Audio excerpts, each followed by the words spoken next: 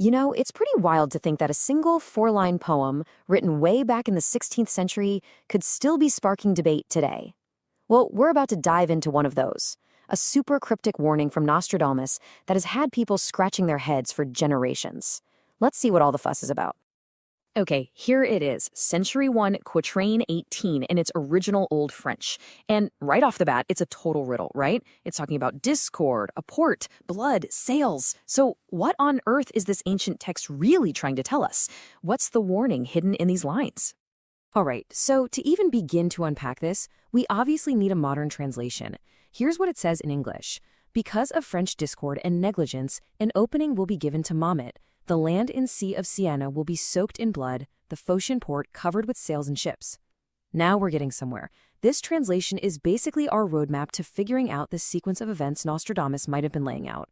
So, with that translation in our back pocket, the bigger picture starts to come into focus. At its absolute core, this quatrain seems to be predicting how deep-seated problems inside France could end up kicking off a huge external conflict. And here's what I find so fascinating. The trigger point.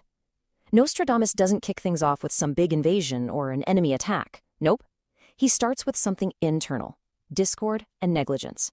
This is absolutely crucial. The prophecy is suggesting that this whole chain reaction isn't started by an outside force, but by France's own internal weakness.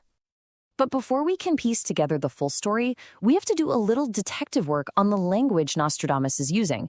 I mean, who are the Gaulois? Who is Mahomet? And where are these places he's talking about? Let's break down these key terms. First up, Gaulois. This one's pretty straightforward. It's a historical callback to the Gauls, the ancient people who lived in that region. For the purposes of this prophecy, it's a direct reference to France and the French people. Simple enough? Then we've got the name Mahomet. This is just the 16th century French way of writing the name Muhammad. In most interpretations of this text, this name isn't seen as one specific person, but as a symbol for Islamic forces or a collection of Muslim powers.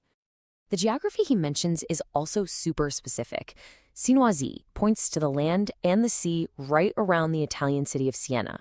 Now, this is a really key detail because it tells us the major bloodshed he's predicting isn't even happening in France. It's over in Italy.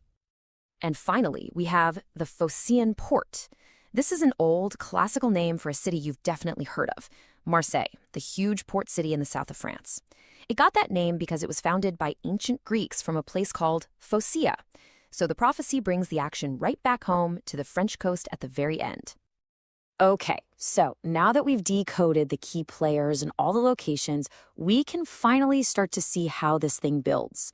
It's like we have all the puzzle pieces, now it's time to put them together and see the full picture.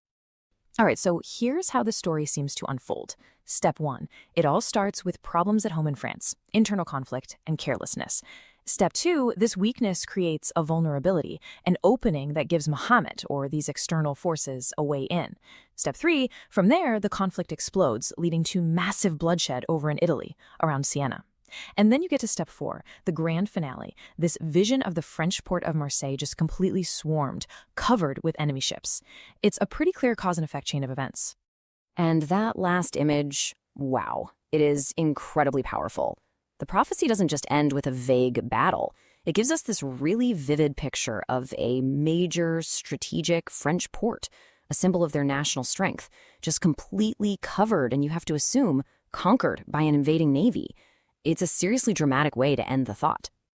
So after breaking all of that down, the language, the sequence, the final image, we're kind of left with a much bigger question, aren't we? What does it mean when a text that's almost 500 years old is describing anxieties about internal division and external threats that feel, well, strikingly modern?